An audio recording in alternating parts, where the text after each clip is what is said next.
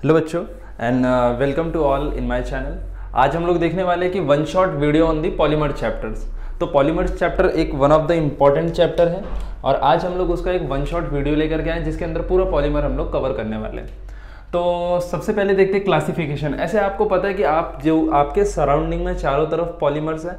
आप अगर घर में हो तो घर के जो पेंट है उसके अंदर पेंट पॉलीमर होता है जिसका नाम ग्लिप्टल होता है। ऐसे करके आप जो भी चीज़ें यूज़ करते हो सब पॉलीमर्स है। आपके बॉडी के अंदर भी पॉलीमर्स है। तो पॉलीमर्स आपके पूरे चारों तरफ से सराउंडिंग में है। तो वही एक चैप्टर है आपके केमिस्ट्री में, उसको हम लोग आज पूरा रिवाइज करेंगे वन शॉट वीडियो में। सबसे पहले देखते हैं classification of the polymers. Monomers, पहले एक चीज़ याद रख लो कि मोनोमर्स क्या होता है। Monomers are the micromolecules. जो मोनोमर्स होता है ना वो एक छोटा माइक्रोमोलिक्यूल्स होता है। एक पॉलीमर बनाने के लिए आपको छोटे छोटे पार्टिकल्स चाहिए होते हैं। उस छोटे से पार्टिकल्स को ही हम लोग एक मोनोमर्स बोलते हैं। समझ में आ रहा है क्या? तो मोनोमर्स आपको क्लियर हो जाना चाहिए। अब चलते हैं आगे की तरफ। क्लासिफिकेशन ऑफ पॉलीमर्स देखते हैं। क्लासिफिकेशन ऑफ पॉलीमर्स जो होता है कि वो बेसिकली 5 टाइप का हम लोग पढ़ेंगे। वैसे तो होते और भी टाइप के हैं लेकिन जो हमें मेजरली जो कि ये है ये हमें 5 टाइप का पढ़ना है। जो पहला टाइप है ना, on the basis of the source मतलब वो कहाँ से हमें मिलता है पॉलीमर, ये हमें कहाँ से मिलता है उसके बेसिस पे हमें एक पूरा क्लासिफिकेशन किया गया है। On the basis of A structure, उसके अलग अलग पॉलीमर्स के अलग अलग स्ट्रक्चर होते हैं जैसे लीनियर, ब्रांच, ऐसे होते हैं, वो भी हम डिस्कस करेंगे। On the basis of the polymerization process, monomer से पॉलीमर बनाने का जो प्रोसेस होता है, मोनोमर से जो पॉलीमर बनाने का प्रोसेस होता है उस प्रोसेस को पॉलीमराइजेशन प्रोसेस बोलते हैं। समझ में आ रहा है क्या?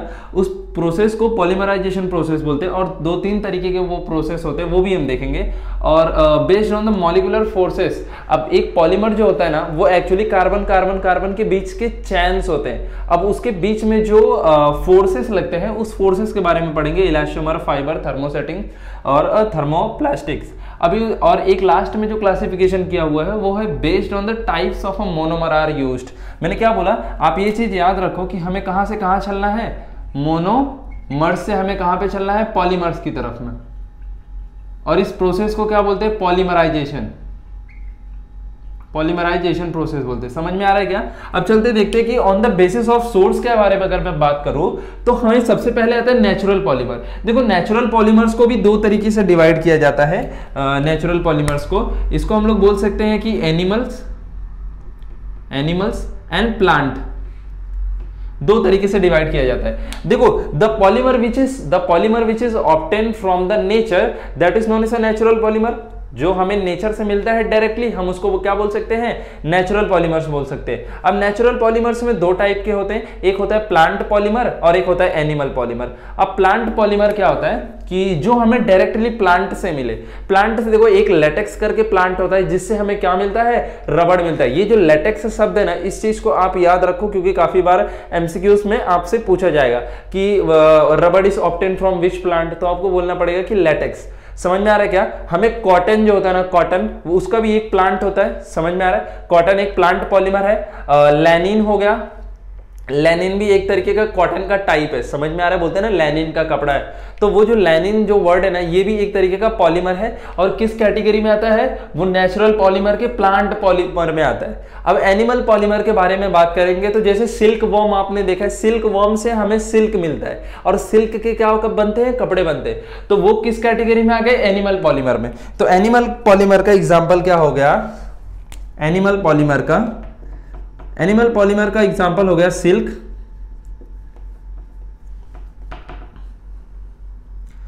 हो गया। और हम लोगों ने क्या बोला? प्लांट पॉलीमर के बारे में क्या पढ़ेंगे? प्लांट पॉलीमर के बारे में हम लोगों ने पढ़ा था रबड़ पढ़ा था, कॉटन पढ़ा था, लैनिन, ये 3 तरीके के हमने यहां पर देखा था।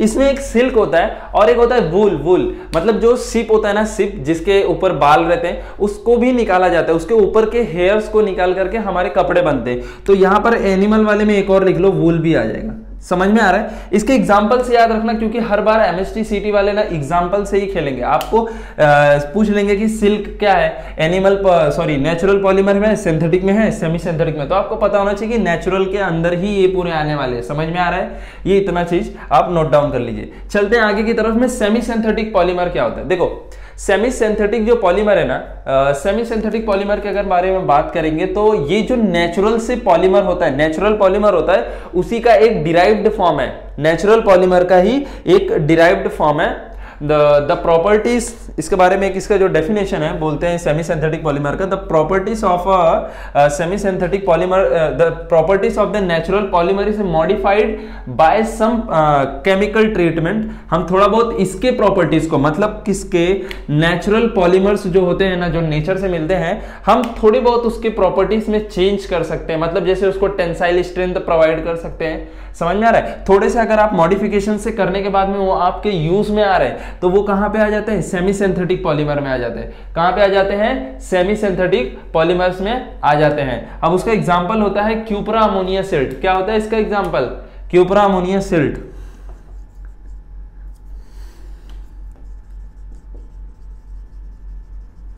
क्यूपरा ammonia silk, cupra ammonia silk होता है और विस्कस रेयॉन होता है। ये दो आपको एग्जांपल याद रखना है। ये दोनों किसके एग्जांपल है, सेमी सिंथेटिक पॉलीमर के एग्जांपल है, सेमी सिंथेटिक पॉलीमर के एग्जांपल है। अब चलते हैं सिंथेटिक पॉलीमर के बारे में। सिंथेटिक पॉलीमर का डेफिनेशन बोलते हैं कि this is a man made polymer, मतलब कि ये एक मैन मेड पॉलीमर है, टोटली मैन मेड पॉलीमर है। This is prepared in the laboratories, this is prepared in the industries. समझ में आ रहा है क्या, मैन के थ्रू इसे प्रिपेयर किया जाता है। कहां पे किया जाता है, इंडस्ट्रीज में किया जाता है और लैबोरेटरीज में किया जाता है। समझ में आ रहा है क्या, ये इतनी चीजें क्लियर होनी चाहिए। और इसका जो एग्जाम्पल है वो है नायलॉन, टेरेलिन। एग्जाम्पल लिख लो इसका, एग्जाम्पल होता है इसका नायलॉन, टेरेलिन। समझ में आ रहा है, ये दो एग्जाम्पल यहां पर लिख लीजिए, नायलॉन और टेरेलिन, नायलॉन और टेरेलिन। और एक एग्जाम्पल इसका होता है वो नियोप्रीन। ये तीन एग्जांपल था। तो अभी तक हमने सोर्स के बेसिस पे डिवाइड कर दिया कि देखो हमें तीन तरीके से सोर्स में मिलते हैं, या तो नेचुरल पॉलीमर होगा, या वो सेमी सिंथेटिक होगा, या फिर सिंथेटिक पॉलीमर होगा। समझ में आ रहा है, इतना चीजें क्लियर हुआ। अब चलते हैं आगे की तरफ में, 1 मिनट। अब आगे जो है ना क्लासिफिकेशन, वो डिपेंड करता है कि स्ट्रक्चर के बेसिस पे। समझ में आ रहा है, स्ट्रक्चर के बेसिस पे हमें करना है। स्ट्रक्चर देखो लीनियर होता है, लीनियर जो बोला जा रहा है ना, लीनियर पॉलीमर, जो मैं यहां पे बोला जो मोनोमर है ना, आपका जो मोनोमर रहेंगे कुछ इस तरीके से, कार्बन कार्बन कार्बन कार्बन, ऐसे स्ट्रेट चेन वाले रहेंगे। और जो आपका यहां पर पॉलीमर के बाद में पॉलीमराइज फॉर्म में आएगा, मतलब जो आपको रिपीटिंग पैटर्न्स मिलेगा वो एक लीनियर चेन में रहेंगे, वो उसके अंदर ब्रांचिंग नहीं रहेगा और कुछ भी नहीं रहेगा। समझ में आ रहा है क्या, इसका एग्जाम्पल मैं आपको ले लेता हूं, इसका एग्जाम्पल मैं ले लेता हूं आपको।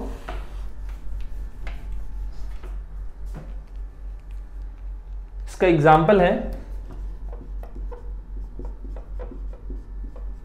ये हो गया आपका विनाइल क्लोराइड। विनाइल क्लोराइड का जब आप पॉलीमराइजेशन करोगे तो आपको क्या मिल जाएगा, विनाइल क्लोराइड का जब आप पॉलीमराइजेशन करोगे तो आपको पॉलीविनाइल क्लोराइड मिल जाएगा, CH।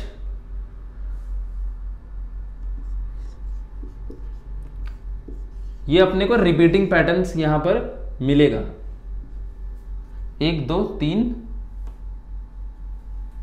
2 3 4, 1 2 3 4, परफेक्ट। ये क्या हो गया आपका, ये आपका हो गया PVC। ये किसका एग्जांपल है, ये लीनियर पॉलीमर का एग्जांपल है। किसका एग्जांपल है, ये लीनियर पॉलीमर का एग्जांपल है। इसको हम लोग पॉलीविनाइल क्लोराइड भी बोल सकते हैं। समझ में आ रहा है कि नहीं। और इसका एक और एग्जांपल है, इथीन का एग्जांपल है। समझ में आ रहा है, इसका एक और एग्जांपल है, वो है इथीन का।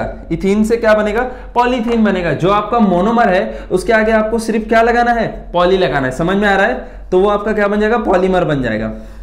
देखो इथीन का मैं आपको बता देता हूं, इथीन का पॉलीथीन बन जाता है, CH2 डबल बॉन्ड CH2। ये क्या है आपका इथीन। कितना हमने N नंबर में लिया है इसको। अब इसका जब पॉलीमराइजेशन आप करोगे तो ये क्या बन जाएगा, पॉलीथीन बन जाएगा, CH2 सिंगल बॉन्ड CH2। ये हो गया, ये आपका हो गया पॉलीथीन। समझ में आ रहा है, ये रिपीटिंग पैटर्न्स मिलने वाले, इसके ही n number of repeating patterns मिलने के बाद में आपका पॉलीमर फॉर्म होगा। समझ में आ रहा है, ये था स्ट्रक्चर के बेसिस पे आप लीनियर पॉलीमर को किस तरीके से क्लासिफाई करोगे। समझ में आ रहा है। अब ब्रांच वाले को हम करेंगे, ब्रांच वाले को नोट डाउन कर लीजिए, मिटा देता हूं। चलो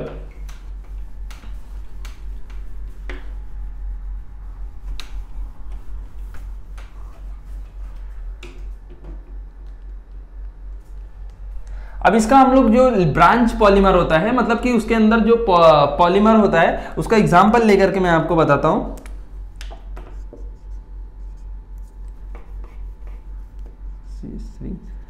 CH इसको बोलते हैं हम लोग प्रोपाइलिन।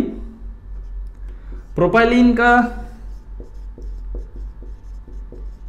जब हम लोग पॉलीमराइजेशन करते हैं तो यहां पर देखो ये हो जाएगा, ये जो CH3 है ना ये एज अ ब्रांच हो जाएगा, और ये जो था ये हमारा रिपीटिंग पैटर्न बन जाएगा। एक मिनट, यहां देखो CH और सिंगल बॉन्ड टूट के वो डबल बॉन्ड मतलब टूट करके सिंगल बॉन्ड बन जाएगा, और कुछ इस तरीके से, और यहां पर CH3 ऊपर चले गया। अब आप देखो कि यहां ये CH3 जो है ना इस CH2 मतलब यहां पर देखो ना ये एक ब्रांच के जैसा काम कर रहा है। समझ में आ रहा है कि नहीं? ये जो आपने एक प्रोपाइलिन यूज किए मोनोमर्स, हमने यहां कुछ मोनोमर यूज किया, पॉलीमराइजेशन प्रोसेस करने के बाद में हमें ये क्या मिल गया, पॉलीप्रोपाइलिन। ये सब एग्जांपल्स जो है ना बहुत इंपॉर्टेंट है, काफी बार पूछे गए। समझ में आ रहा है कि नहीं? तो ये नोट डाउन कर लो कि हम लोगों ने क्या लिया था, प्रोपाइलिन लिया था, अब हमें क्या मिल गया, पॉलीप्रोपाइलिन मिल गया। ये कहां पर, ये ब्रांच पॉलीमर में था। अब नेचुरल और क्रॉस लिंकिंग पॉलीमर्स के बारे में बात करते हैं। नेचुरल और क्रॉस लिंकिंग पॉलीमर्स के बारे में बात करते हैं। चलो मिटा देता हूं। नेटवर्क और क्रॉस लिंकिंग पॉलीमर्स के बारे में अगर हम बात करें तो हम लोग जो मोनोमर्स लेते हैं ना वो मोनोमर्स भी काफी एंटिक टाइप के होते हैं। जैसे अगर आप नेचुरल रबर्स के बारे में बात करोगे तो वो कुछ इस तरीके से ऐसे आड़े टेढ़े स्ट्रक्चर होते हैं। मतलब कि अगर आप एक पॉलीमर्स के बारे में बात करोगे तो उसके स्ट्रक्चर काफी कॉम्प्लिकेटेड होते हैं। जब हम वो बॉक्स ऐसे लिख रहे हैं ना, इसका मतलब इसके n number of patterns repeat हो रहे हैं। उसी तरीके से जो नेचुरल और क्रॉस लिंकिंग पॉलीमर्स है, इसका हम स्ट्रक्चर तो बहुत पॉसिबल नहीं है कि हम बना पाए, लेकिन हम आगे चल के एक दो रिएक्शंस इसके देखेंगे जिसके हम एग्जांपल बनाएंगे इसका, जिसका एग्जांपल्स होता है मेलामाइन, बकेलाइट। एग्जांपल्स इसके लिख लो, मेलामाइन, बकेलाइट, मेलामाइन, बकेलाइट्स और वल्कनाइज रबड़।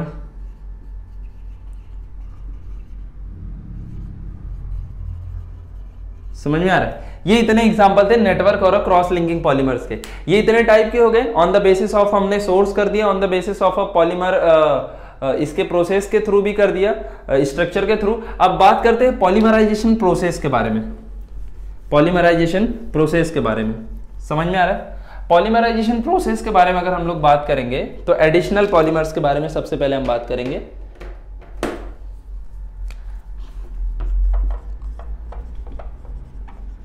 The monomers are alkane, but the polymers are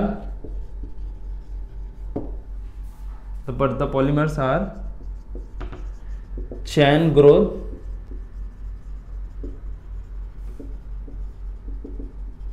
polymerisation. मतलब कि आप जो मोनोमर यूज करोगे वो तो नॉर्मली एल्केन्स रहेंगे, बट जो आपका पॉलीमर आने वाला है वो एक चैन ग्रोथ पॉलीमराइजेशन रहेगा। इसके दो एग्जांपल बहुत ज्यादा इंपॉर्टेंट है। समझ में आ रहा है कि नहीं? इसके दो एग्जांपल बहुत ज्यादा इंपॉर्टेंट है। एक होता है विनाइल साइनाइड से आप ऑर्लोन कैसे बनाओगे। विनाइल साइनाइड से आपको क्या बनाना है, एक विनाइल साइनाइड का यूज करके आपको ऑर्लोन बनाना है, और एक टेट्राफ्लोरोइथिलीन का यूज करके आपको टेफ्लॉन बनाना है। चलो इसको मैं मिटा देता हूं और आपको मैं वो एग्जांपल्स करा देता हूं एडिशनल पॉलीमर के। एडिशनल पॉलीमर की मैं जितने भी रिएक्शंस करा रहा हूं, अगर आप रिएक्शंस भी क्लियर कर लेते हो और वो किसके हैं वो भी याद रखोगे ना तो इट्स मोर देन इनफ। चलो सबसे पहले हम लोग क्या करेंगे, विनाइल साइनाइड से हम लोग ऑर्लोन बनाएंगे। ये था हमारा विनाइल साइनाइड, इसके n नंबर ऑफ मोल्स ले लिए। विनाइल साइनाइड का जब हम पॉलीमराइजेशन करते हैं तो हमें क्या मिल जाएगा, पॉलीविनाइल साइनाइड, जिसको हम लोग यहां पर पॉलीविनाइल साइनाइड भी बोल सकते हैं, लेकिन हम लोग उसको कॉमन नेम के टर्म्स में उसको ज्यादा जानते हैं, जिसको हम लोग ऑर्लोन बोलते हैं। पहले मैं इसको ड्रॉ कर लेता हूं, CH, ये बाहर की तरफ बॉन्ड, ये बाहर की तरफ, और यहां पर आपका क्या हो जाएगा, साइनाइड आ जाएगा। देखो, तो ये आपने विनाइल साइनाइड लिया था और ये आपको क्या बन जाएगा, पॉलीविनाइल साइनाइड। विनाइल साइनाइड को हम लोग पॉलीविनाइल साइनाइड भी बोल सकते हैं और इसका एक स्पेशल नाम है ऑर्लोन। ऑर्लोन बहुत बार ये सीईटी में सबसे फेवरेट क्वेश्चंस में इसका भी नाम आता है कि इसका आपको पूछ दिया जाएगा कि if you have a monomer of a vinyl cyanide predict the polymer, तो आपको ऑप्शन दिया रहेगा। आपने देखा कि विनाइल साइनाइड, आप पॉलीविनाइल साइनाइड हेरोगे, अगर नहीं मिला ऑप्शन में तो इसका मतलब क्या क्वेश्चन गलत है, ऐसा नहीं है। वहां पर आपका ऑप्शन ऑर्लोन रहेगा। समझ में आ रहा है क्या? नोट डाउन कर लो इसको।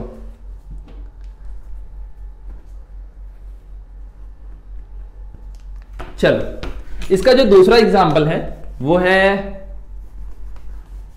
टेट्राफ्लोरोइथिलीन। टेट्राफ्लोरोइथिलीन, टेट्राफ्लोरो मतलब 4 फ्लोरीन ग्रुप, टेट्रा, देखो टेट्रा फ्लोरो इथिलीन, टेट्रा फ्लोरो इथिलीन, 2 कार्बन के बीच में इथिलीन डबल बॉन्ड है। तो अब इसका जब आप पॉलीमराइजेशन करोगे तो आपको यहां पर कुछ ऐसा मिल जाएगा CF2 और ये इस तरीके से बाहर की तरफ में ये, इसको देखो आपने टेट्राफ्लोरोइथिलीन बोला तो इसको बोल सकते हो पॉलीटेट्राफ्लोरोइथिलीन। काफी बड़ा सा नाम हो गया, हम उसको शॉर्ट कर देंगे। उसको क्या नाम दिया जाता है, उसका कॉमन नेम टेफ्लॉन। क्या बोलते हैं उसको? टेफ्लॉन बोलते हैं। समझ लो, ऑर्लोन और टेफ्लॉन का reaction one of the important reactions में से है, तो आप इतना नोट डाउन कर लो। ये किसके एग्जांपल थे? ये एडिशनल पॉलीमर्स के एग्जांपल थे। किसके एग्जांपल थे? एडिशनल पॉलीमर के। फटाक से नोट डाउन कर लो। ओके, चलते हैं अभी कंडेंसेशन पॉलीमर्स के ऊपर। कंडेंसेशन पॉलीमर में बोलता है this polymers are form by this polymers are formed by combination of 2 or more. These polymers are formed by combination of 2 or more monomers by elimination of smaller molecules like methyl alcohol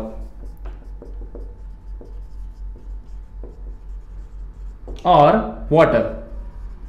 मतलब कि आप अगर दो monomers को लेते हो और combine करके आप पॉलीमर बनाते हो, मींस आप 2 मोनोमर्स को लेकर के कंबाइन करोगे और क्या बनाओगे, जब आप उसका पॉलीमर फॉर्म करोगे तो उसके अंदर से एलिमिनेशन होता है। एलिमिनेशन होगा मतलब कि कुछ चीजें बाहर निकलेंगी। एलिमिनेशन किसका होगा? Smaller molecules like methyl alcohols and water. समझ में आ रहा है क्या? ये इसका डेफिनेशन है किसका? Condensation polymer. कंडेंसेशन पॉलीमर का जो एग्जांपल्स है ना वो आप नोट डाउन कर लो, क्योंकि काफी बार पूछा जाता है। पॉलीअमाइड, पॉलीयूरेथलेट्स, तो इसके एग्जांपल्स है पॉलीअमाइड, बकेलाइट, पॉलीअमाइड, बकेलाइट, पॉलीअमाइड, बकेलाइट। ये 2 इसका बहुत ज्यादा काफी बार पूछा गया है, ये आप लिख लो। लिखने जाए तो इसका एक और है डेकरॉन। समझ में आ रहा है? फॉर्मल्डिहाइड रेसिन,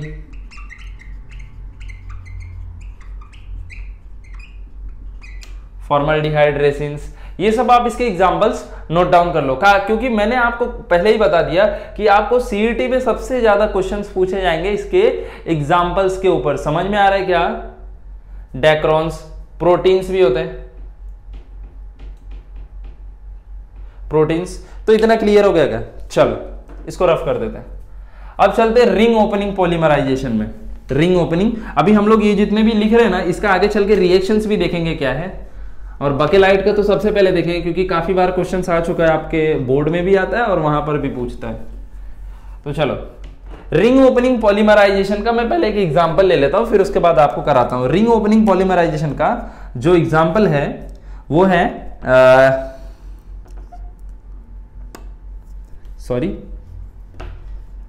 हमने एक N लिया, उसके साथ में एक H बॉन्ड बनाया, C डबल बॉन्ड O। ये इतना क्लियर होगा?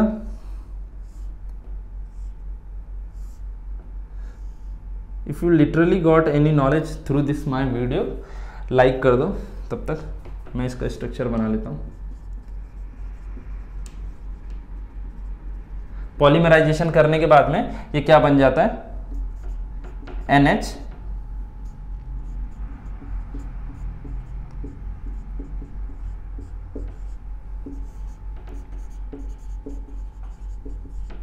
देखो यहां पर हमने क्या लिया, हमने कुछ ऐसा रिंग सा स्ट्रक्चर लिया, रिंग सा स्ट्रक्चर लिया। इस रिंग के स्ट्रक्चर को हम लोग बोल सकते हैं एप्सिलॉन,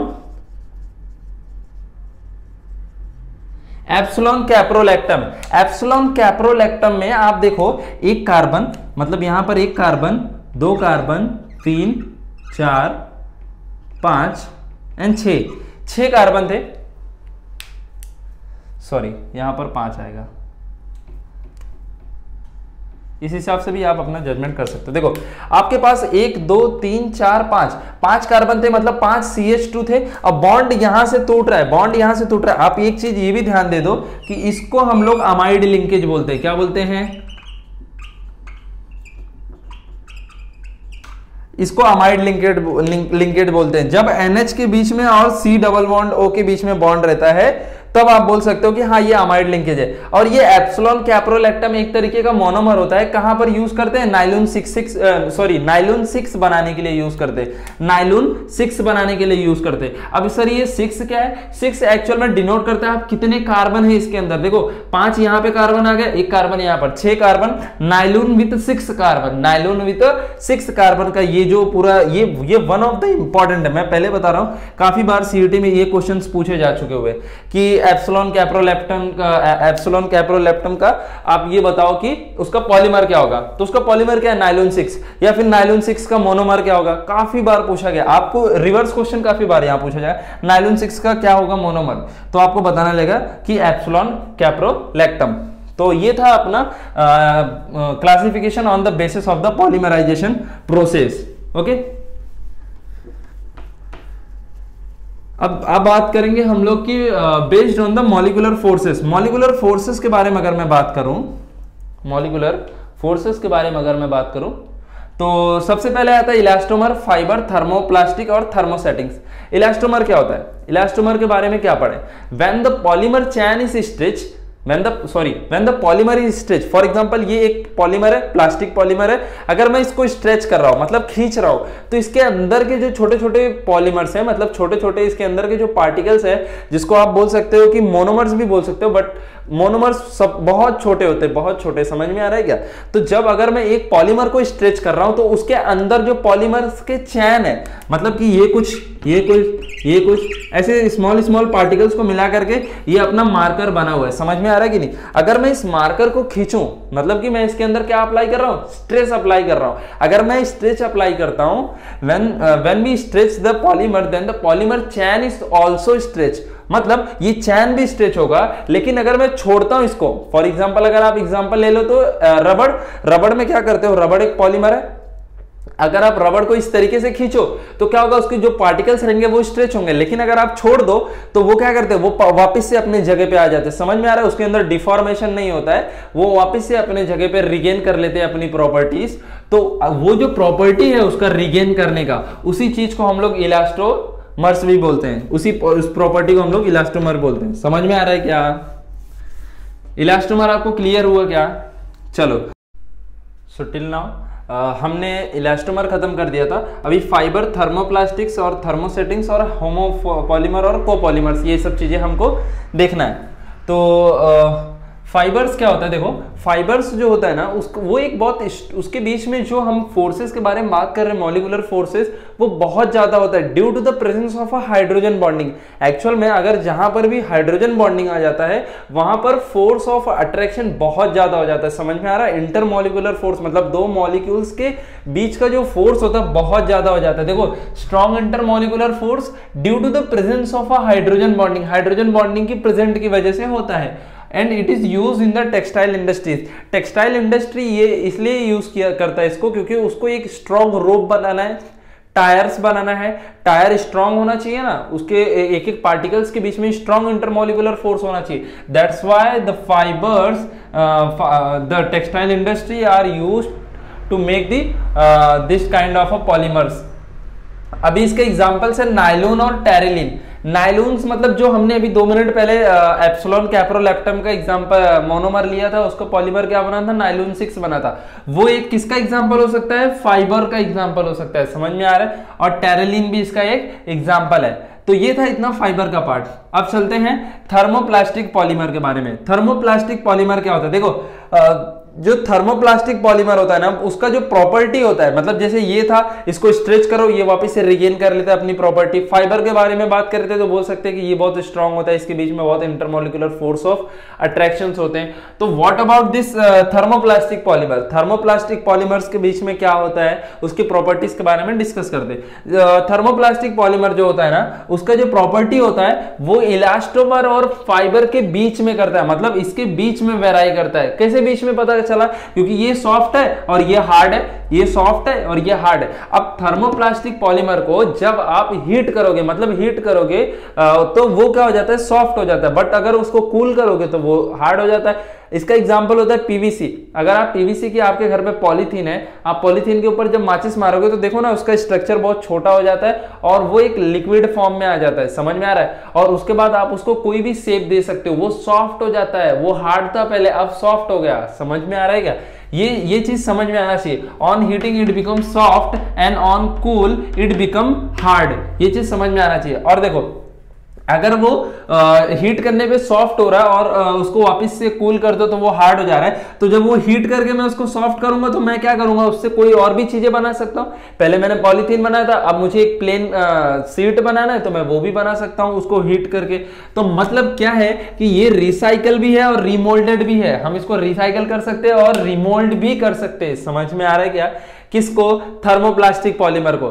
थर्मोप्लास्टिक पॉलीमर्स में हमको ये चीजें समझ में आनी चाहिए कि थर्मोप्लास्टिक पॉलीमर्स की क्या क्या प्रॉपर्टीज है, कैसे होते हैं, समझो। उसके एग्जांपल क्या है, पॉलीथीन्स है, पॉलीस्टायरीन है, समझ में आ रहा है, और पीवीसी है। ये तीनों किसके एग्जांपल है, थर्मोप्लास्टिक्स के एग्जांपल है। अब चलते थर्मोसेटिंग्स की तरफ में। थर्मोसेटिंग्स, थर्मोसेटिंग जो होता है ना, थोड़ा सा इसका जस्ट अपोजिट है, इसका जस्ट अपोजिट है। मतलब जो इसकी जो इसमें ये जो पॉइंट लिखा हुआ है, on heat it become soft and on cool it become hard, उसमें ऐसा कुछ नहीं होता है, उसमें ऐसा होता ही नहीं है। मैं एक काम करता हूं, मैं आपको एक एग्जांपल बता देता हूं। आपके घर पे कुकर होगा जिसके अंदर दाल बनता है, आप उसके जो हैंडल होता है, हैंडल का पार्ट में जो ब्लैक कलर का लगे होता है ना, ब्लैक कलर का, वो चीज को आप अपने मन में अज्यूम करो, क्योंकि वो एक बकेलाइट से बना होता है, बकेलाइट से बने होता है। तो आप अगर उस पॉलीमर को अगर आप कभी देखे रहोगे तो आप देखो वो कितना हार्ड होता है, और उसके अंदर ये चीजें नहीं होती कि आप उसको हीट करके सॉफ्ट कर दो। वो एक बार टूट गया तो दैट डिस्ट्रॉय, आप उसको सीधा फेंक देते हो, समझ में आ रहा है क्या। वो रिसाइकलेबल और रिमोल्डेबल नहीं होता है, रिसाइकलेबल एंड रिमोल्डेबल नहीं होता है, समझ में आ रहा है। एग्जांपल है इसका बकेलाइट एंड मेलामाइन, बकेलाइट एंड मेलामाइन। चलो, बकेलाइट का मैं बकेलाइट मुझे बनाना है, बकेलाइट बना के दिखाना है, क्योंकि ये एग्जाम्स में काफी बार पूछे जाते हैं, तो मैं मिटा देता हूं ये सब चीज। बकेलाइट हम बना के देखते हैं, बकेलाइट बनता कैसे। Formation of a bakelite. देखो, बकेलाइट बनाने के लिए हमें 2 मोनोमर्स चाहिए होता है, समझ में आ रहा है। 2 मोनोमर्स में हम क्या क्या ले सकते हैं, एक लेना पड़ेगा फिनॉल,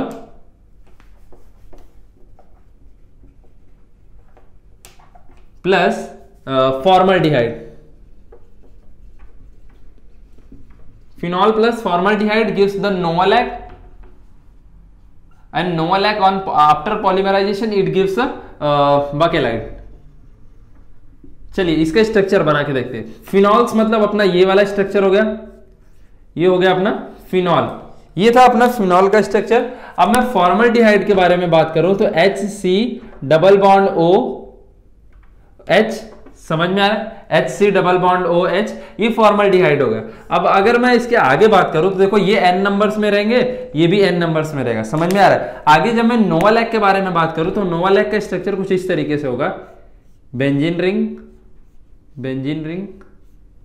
अब देखो यहां पे ये हमारा OH था, यहां पे ये हमारा OH रहेगा, इस दोनों को जोड़ने वाला कौन रहेगा, CH2 रहेगा।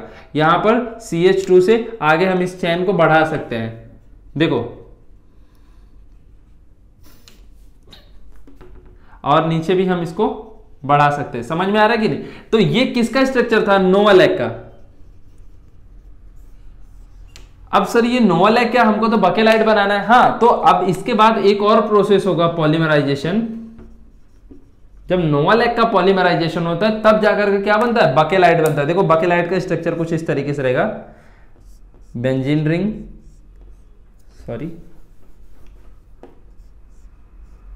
बेंजीन रिंग, एक और बेंजीन रिंग, एक और बेंजीन रिंग। देखो अब इस दो बेंजीन रिंग को हम किससे जोड़ेंगे? CH2 के थ्रू इसको जोड़ देंगे, CH2 के थ्रू इसको जोड़ देंगे, और इसे CH2 और यहाँ नीचे से CH2 और CH2 के थ्रू जोड़ देंगे। अब क्या था बीच में आपका? क्या था? फिनॉल था, मतलब OH वाला ग्रुप था, तो यहाँ पर भी OH वाले ग्रुप्स आ जाएंगे।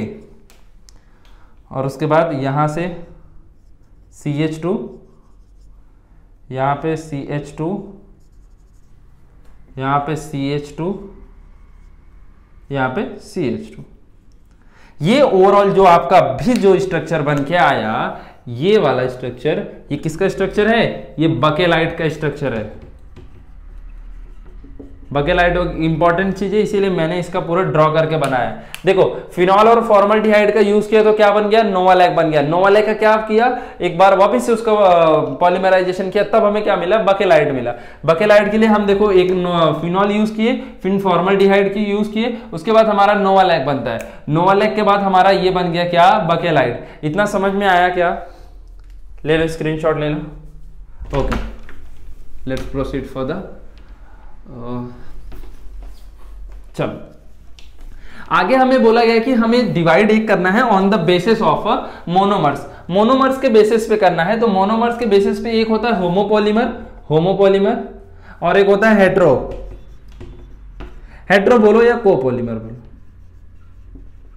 If you using the only one type of a monomer, अगर आप एक टाइप के मोनोमर के बारे में बात करो, जैसे हम वहां पर पीछे एक एग्जांपल करके आए टेट्राफ्लोरोइथिलीन, CF2 और CF2, ये इसका मोनोमर था। हमने सिर्फ एक टाइप का मोनोमर यूज किया है और हमें प्रोडक्ट क्या मिल रहा था? टेफ्लॉन मिल रहा था। समझ में आ रहा है क्या? ये एकदम सिंपल सा रिएक्शन था। ये जब हम एक ही टाइप के मोनोमर्स के यूज करके पॉलीमर अपना बना रहे, इट नॉट डिपेंडिंग अपॉन कि हमारा पॉलीमर क्या है। हमको एक पॉलीमर बनाना है, हमें कुछ मोनोमर यूज करना है। अगर हमने मोनोमर एक ही टाइप के यूज किए तो वो हमारा होमोपॉलीमर हो जाएगा। अगर दो डिफरेंट टाइप्स के या फिर तीन डिफरेंट टाइप या n नंबर ऑफ टाइप्स के हम लोग क्या मोनोमर यूज करके कुछ अपना पॉलीमर बना रहे, तो हमारा किस कैटेगरी में चले जाता है? हेट्रोपॉलीमर या फिर कोपॉलीमर में चले जाता है। इसका एग्जांपल हम लोग अभी आगे डिस्कस करेंगे। नाइलॉन 66 एग्जांपल लिख लो, ये आगे हम लोग ड्रॉ करके देखेंगे। So for that copy it. So here we are going to see the 3 to 4 reactions जो काफी बार मतलब सीटी में पूछे जा चुके हुए हैं और भी एग्जाम्स में पूछे जा चुके हुए। तो मैं ये जो लास्ट में पूरे रिएक्शन है मैं इसको एक्सप्लेन करना चाहता था, इसकी वजह से मैं बीच में नहीं ले रहा था ये सब चीजें। तो चलिए देखते इसमें है क्या। ओके चलो, तो ये जो हम प्रिपरेशन मेथड ऑफ नाइलॉन 6, ये आप पॉइंट आउट कर लो कि सीईटी में ये 3 से 4 बार आ चुका हुआ है। सीईटी में 3 से 4 बार आ चुका हुआ है, महाराष्ट्र सिटी में, और रिसेंट में आया हुआ है। आपसे पूछा जाएगा कि नाइलॉन 66, ये है अपना नाइलॉन 6,6, ये 6 और 6 क्या रिप्रेजेंट कर रहा है? उसके अंदर नंबर ऑफ कार्बन्स को रिप्रेजेंट कर रहा है। मतलब आपने एक जो ये जो पॉलीमर बनाने के लिए आपने 2 मोनोमर को यूज किया, ये मोनोमर और ये मोनोमर, दोनों मोनोमर में कितने कार्बन है? 6 कार्बन है। देखो ना, 6 यहां पे है, 1 4 1 5 1 6 कार्बन को रिप्रेजेंट कर रहा है नाइलॉन 66। चलिए देखते हैं इसके क्या था, इसका क्या नाम है। देखो हेक्सामिथाइल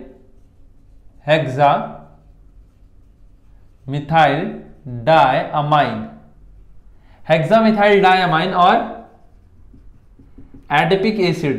हेक्सामिथाइल डायअमाइन और एडिपिक एसिड का आप यूज करके क्या बनाओगे? नाइलॉन 66। ये चीज आपको एकदम ब्रेन में क्लियरली बैठ जाना चाहिए कि what is the monomer of a nylon 66, what is the monomer of a nylon 66, what is the monomer of a nylon 66। तो आपको यह आंसर आना चाहिए कि नायलॉन 66 का क्या क्या मोनोमर है, हेक्सामिथाइल डायमाइन और एडिपिक एसिड। एडिपिक एसिड समझ में आ रहा है? ये चीजें आप अपने मन में रिपीट करते हो, हेक्सामिथाइल डायमाइन और एडिपिक एसिड का यूज करके क्या बनता है, नायलॉन 66 बनता है। अब आगे के रिएक्शन देखते हैं। डेक्रोन बहुत ज्यादा इंपॉर्टेंट है। डेक्रोन को बनाने के लिए क्या यूज कर सकते हैं? अगर आपने मेरा वन शॉट वीडियो अगर अल्कोहल फिनॉल ईथर का देखा रहेगा तो उसके अंदर देखो मैंने इसका नाम बताया था, क्योंकि मैंने बोला था कि ये इंपॉर्टेंट है, आपको काम आएगा। इसका नाम होता है इथिलीन ग्लाइकोल। इथिलीन ग्लाइकोल और इसका नाम है DMG, डाइमिथाइल ग्लाइक्सोमेटो। आप किसका किसका यूज करके क्या बनाना चाहते हो, डेक्रोन। तो ये है आपका डेक्रोन और पॉलिस्टर भी इसको बोलते हैं। समझ में आ रहा है? डेक्रोन बनाने के लिए आप क्या क्या यूज कर सकते हो, इथिलीन ग्लाइकोल को यूज करना है, डाइमिथाइल ग्लाइक्सोमेटो को यूज करना है। इथिलीन ग्लाइकोल को देखो दो मीथेन ग्रुप है, मतलब 2 कार्बन ग्रुप, मतलब इथ हो गया, और OH है। हमें OH नहीं काउंट करना है, OH को काउंट नहीं करना है, इसलिए हम लोग ग्लाइकोल लिख रहे हैं। समझ में आ रहा है? इथिलीन ग्लाइकोल और डाइमिथाइल ग्लाइक्सोमेटो, इस वाले पूरे ग्रुप को क्या बोलते हैं, ग्लाइक्सोमेटो ग्रुप बोलते हैं। डाइमिथाइल ग्लाइक्सोमेटो का जब रिएक्शन होता है इथिलीन ग्लाइकोल से तो आपको क्या बनता है, डेक्रोन बनता है। डेक्रोन बोलो या पॉलिस्टर बोलो, ये रिएक्शंस भी बहुत ज्यादा इंपॉर्टेंट है, बहुत बार आ चुके हुए। इसके मोनोमर पूछ लेगा आपको इसका पॉलीमर पूछ लेगा, या पॉलीमर स्ट्रक्चर बना के दे देगा, बोलेगा कि आपको इथिलीन ग्लाइकोल और DMG का रिएक्शन कराना है, बताइए प्रोडक्ट क्या बनेगा। आपको तो पता है डेक्रोन बनेगा, लेकिन आपको डेक्रोन का स्ट्रक्चर ही नहीं आता, तो कैसे वहां पर देखोगे? आपके ऑप्शंस में ये बना सकते हो लोग, तो ये चीजें यहां पर देख लो। अब चलते डेक्स्ट्रॉन की तरफ में। डेक्स्ट्रॉन बनाने के लिए हमें 2 मोनोमर का यूज होता है। देखो जहां पर हमने एक तरीके का सिर्फ मोनोमर यूज किया था, मतलब होमोपॉलीमर, और यहां पर देखो 2 तरीके के यूज हो रहे ना, 2 तरीके के। ये देखो सब में 2 तरीके के हैं। ये किसके सब एग्जांपल है, ये सब किसके एग्जांपल है, हेटेरोपॉलीमर के एग्जांपल है। चलो अब यहां पर डेक्स्ट्रॉन के बारे में बात करते हैं। डेक्स्ट्रॉन के बारे में बात करेंगे तो इसको बोलते हैं लैक्टिक एसिड का रिएक्शन आप किससे कराओगे, लैक्टिक एसिड का रिएक्शन आप किससे कराओगे तो आपका प्रोडक्ट बन जाएगा। क्या लिखा हुआ है आप उसको थोड़ा सा प्रेडिक्ट करो। Lactic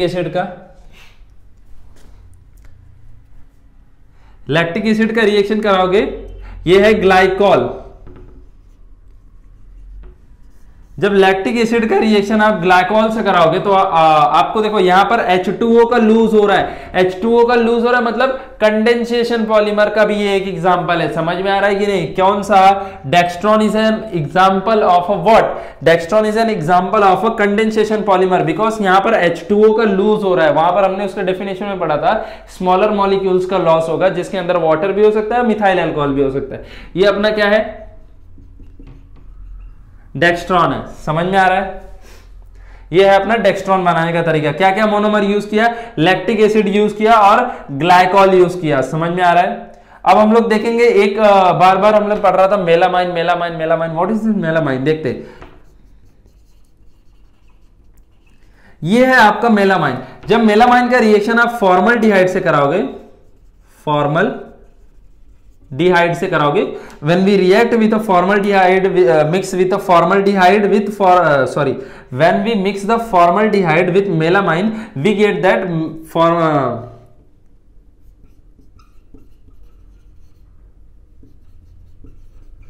melamine formaldehyde रेसिन्स। समझ में आ रहा है? मेलामाइन फॉर्मल्डिहाइड रेसिन्स बोलते हैं इसको। क्या बोलते हैं? मेलामाइन फॉर्मल्डिहाइड रेसिन्स बोलते हैं। आप इसको ये भी बोल सकते हो या फिर इसको ये भी बोल सकते हो,